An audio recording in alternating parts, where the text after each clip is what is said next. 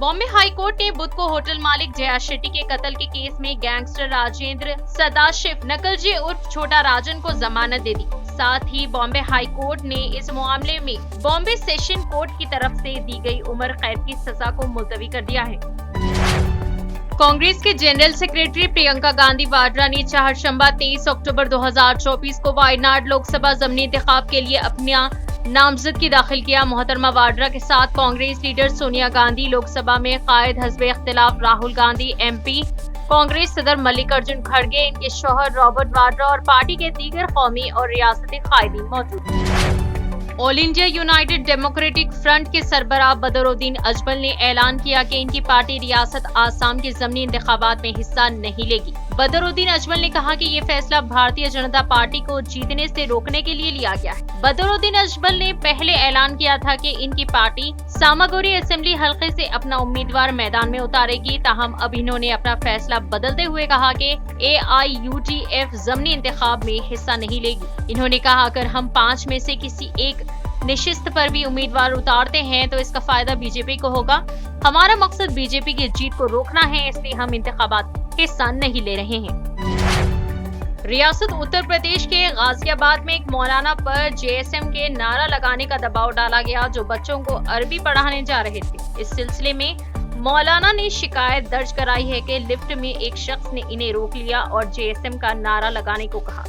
इस मामले में पुलिस ने केस दर्ज कर मनोज नामी मुलजिम को गिरफ्तार कर लिया है। ये वाकया 22 अक्टूबर का बताया जा रहा है। बताया गया है कि मौलवी मोहम्मद आलमगीर पंचशील विलिंगटन सोसाइटी में बच्चों को ट्यूशन पढ़ाने जाते हैं। सोसाइटी में वो टावर 5 के एक फ्लैट में बच्चों को अरबी पढ़ाते हैं। आलमगीर ने बताया कि मंगल को जब वो वहां पहुंचे तो लिफ्ट में एक शख्स ने पूछताछ शुरू कर दी। इसने कहा, मुल्ला तुम्हारा यहाँ क्या काम है? फिर इसने JSM का नारा लगाने को भी कहा। मौलवी आलमगीर ने इस मामले में पुलिस को तहरीरी शिकायत दी। इस शिकायत में बताया गया है कि जब इन्होंने नारा लगाने से इनकार किया तो इन्हें पहली मंजिल पर ही लिफ्ट से बाहर निकाल दिया, जबकि इन्हें 16वीं मंजिल पर जाना था। मौलवी आलमगीर का ये भी कहना है कि इनके साथ बुरा सलूक किया गया और डराया भी गया। इस सिलसिले में इनकी जानिब से की गई शिकायत पर पुलिस ने केस दर्ज करके मुलजिम को गिरफ्तार कर लिया।